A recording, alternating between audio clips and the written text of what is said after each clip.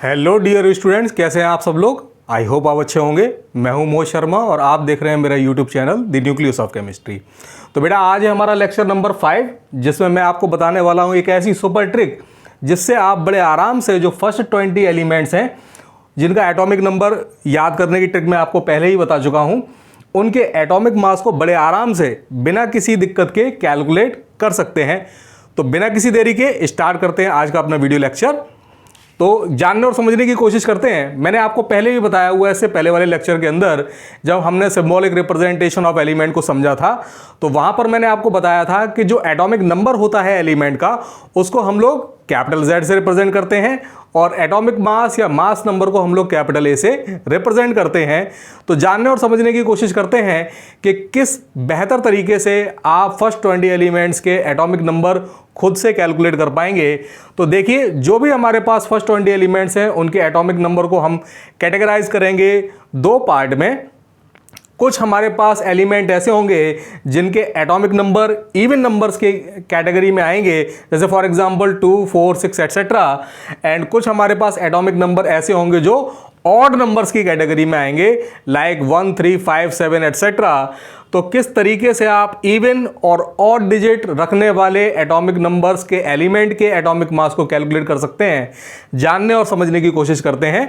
तो देखिए, अगर हमारे पास कोई एलिमेंट है जिसका एटॉमिक नंबर इवन की कैटेगरी में आ रहा है, तो उसका एटॉमिक मास अगर आपको कैलकुलेट करना है बेहद आसान है। आपको सिंपली क्या काम करना है, जो भी एटॉमिक नंबर दिया हुआ है इवन में, उसको बस केवल 2 से मल्टीप्लाई कर देना है एंड फाइनली आपके पास क्या आ जाएगा, उसका एटॉमिक नंबर आ जाएगा। देखिए जरा समझते हैं।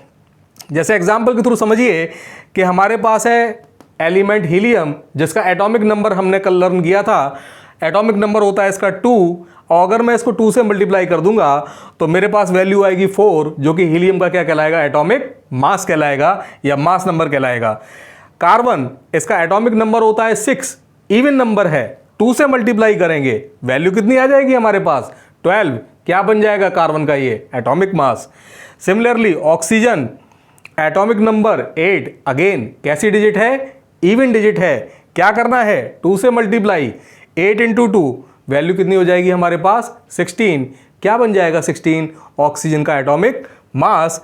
नियॉन के केस में एटॉमिक नंबर है 10, करेंगे 2 से मल्टीप्लाई, वैल्यू आएगी 20, जो कि बन जाएगा हमारा नियॉन का क्या, atomic mass. Magnesium, atomic number होता है 12, अगेन 2 से मल्टीप्लाई करेंगे, वैल्यू आएगी 24, और ये 24 वैल्यू क्या बन जाएगी, हमारा मैग्नीशियम का एटॉमिक मास बन जाएगा। सिलिकॉन के केस में एटॉमिक नंबर 14, अगेन देख पा रहे होंगे इवन डिजिट है, 2 से मल्टीप्लाई करेंगे, वैल्यू आएगी 28, जो कि बन जाएगा हमारे पास सिलिकॉन का क्या, atomic mass. Sulphur, atomic number 16, क्या करें, 2 से मल्टीप्लाई करेंगे, वैल्यू आएगी 32, अगेन ये 32 क्या बन जाएगा, हमारा सल्फर का एटॉमिक मास। एंड फाइनली हमारे पास है कैल्शियम, एटॉमिक नंबर होता है इसका 20, इवन डिजिट है, 2 से मल्टीप्लाई करना है बेटा, और सिंपली हमारे पास जो एटॉमिक मास आएगा कैल्शियम का वो आ जाएगा 40। तो देखा कितना आसान है।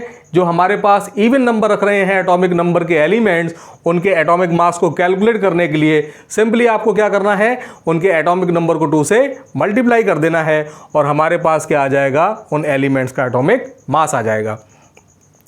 आप समझने की कोशिश करते हैं कि अगर मान लीजिए हमारे पास एलिमेंट्स ऐसे हैं जिनका एटॉमिक जो नंबर है वो इवन ना होकर ऑड डिजिट है, तब क्या करें, तब क्या करना है आपको, हमारे पास जो एटॉमिक मास है उसको क्या काम करना है कैलकुलेट करने के लिए, जो भी एटॉमिक नंबर है 2 से मल्टीप्लाई करेंगे ही पहले की तरह, बस आप उसमें एक 1 ऐड और कर देना है और आपके पास फाइनली क्या आ जाएगा, एटॉमिक मास आ जाएगा उस एलिमेंट का जिसका एटॉमिक नंबर क्या है बेटा, ऑड डिजिट में है। जैसे समझिए एग्जाम्पल के थ्रू समझते हैं कि हमारे पास है एलिमेंट लिथियम, इसका एटॉमिक नंबर होता है 3, जो कि एक ऑड डिजिट है। क्या काम करेंगे 2 से मल्टीप्लाई, 3 इंटू 2 कितना हो जाएगा, 6, 1 ऐड कर देंगे तो 6 + 1 = क्या हो जाएगा, 7। ये लिथियम का क्या कहलाएगा, हमारे पास एटॉमिक मास कहलाएगा। फ्लोरीन के केस में एटॉमिक नंबर है हमारे पास 9, 2 से मल्टीप्लाई करेंगे होगा 18, प्लस 1 कर देंगे तो फाइनल वैल्यू आएगी हमारे पास 19, जो कि हो जाएगा हमारे पास फ्लोरीन का क्या atomic mass.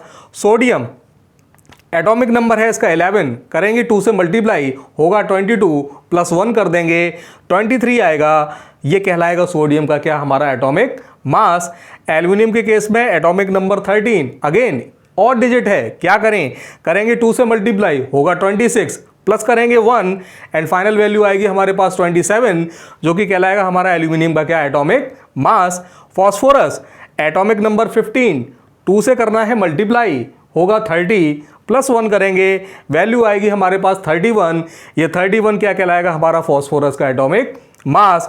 And finally potassium, potassium का एटॉमिक नंबर होता है 19, और डिजिट है, अगेन करेंगे 2 से मल्टीप्लाई, होगा 38 प्लस 1 करेंगे, वैल्यू आएगी हमारे पास 39, और ये जो 39 वैल्यू आई है ये क्या कहलाएगा, हमारा पोटेशियम का एटॉमिक मास कहलाएगा। अब अगर आपसे कोई ये पूछता है कि एटॉमिक मास जो हम लोग कैलकुलेट कर रहे हैं एलिमेंट्स का, उसकी यूनिट क्या होती है, तो देखिए बेटा, जो भी एटॉमिक मास कैलकुलेट किया जाता है, एटॉमिक मास को जो हम कैलकुलेट करते हैं उसके लिए यूनिट इस्तेमाल की जाती है AMU, जिसका फुल फॉर्म होता है एटॉमिक मास यूनिट। और आज की डेट में हम लोग इसको रिप्लेस कर रहे हैं U से, स्मॉल u, जिसका मतलब होता है यूनिफाइड मास। तो देखा कितना आसान है, कितने आसान तरीके से आप फर्स्ट 20 एलिमेंट्स के जो एटॉमिक मास हैं उसको with the help of this simple trick learn कर सकते हैं, कैलकुलेट कर सकते हैं, कोई भी इशू आने वाला नहीं है। बस ध्यान रखना है कुछ एक्सेप्शन में, आउट ऑफ दीज 20 एलिमेंट्स हमारे पास 5 एक्सेप्शन है बेटा, जिनको आपको ध्यान में रखना पड़ेगा। ये 5 एक्सेप्शन 3-4 बार अपनी कॉपी में लिख के देख लेंगे, आपको लर्न हो जाएंगे। बाकी जो 15 एलिमेंट्स है उस पर जो मैंने आपको ट्रिक बताई है वो 100% एप्लीकेबल है, कहीं कोई दिक्कत आने वाली नहीं है। एक्सेप्शन को समझते हैं। फर्स्ट एलिमेंट है हमारे पास हाइड्रोजन। हाइड्रोजन का एटॉमिक नंबर होता है 1, है कौन सी डिजिट हमारे पास, अगेन एक और डिजिट है। रूल के अकॉर्डिंग इसका एटॉमिक मास होना चाहिए 3, लेकिन इसका एटॉमिक मास भी कितना होता है, 1 होता है, याद रखना पड़ेगा। सेकंड है हमारे पास बेरिलियम, एटॉमिक नंबर है इसका 4, एक इवन डिजिट है। रूल के अकॉर्डिंग अगर मुझे 2 से मल्टीप्लाई करना है, एटॉमिक मास होना चाहिए 8, लेकिन एक्चुअली में होता कितना है, 9, याद रखिएगा। नेक्स्ट है हमारे पास थर्ड नाइट्रोजन। नाइट्रोजन का एटॉमिक नंबर है 7, एक और डिजिट है। तो रूल के अकॉर्डिंग क्या करना है, इसमें करना होगा 2 से मल्टीप्लाई प्लस 1, तो रूल के अकॉर्डिंग इसका एटॉमिक मास आना चाहिए 15, जबकि नाइट्रोजन का एटॉमिक मास एक्चुअल में कितना है, 14, याद रखना पड़ेगा बेटा। क्लोरीन अगेन एटॉमिक नंबर है 17, रूल के अकॉर्डिंग क्या होना चाहिए, 17 इंटू 2 कितना होगा, 34 प्लस 1 कितना हो जाएगा, 35, बट एक्चुअल में इसका जो एटॉमिक मास है वो कितना है, 35.5, याद रखिएगा। एंड फाइनली हमारे पास एक लास्ट एक्सेप्शन आता है आर्गन, जिसका एटॉमिक नंबर है 18, इवन डिजिट है।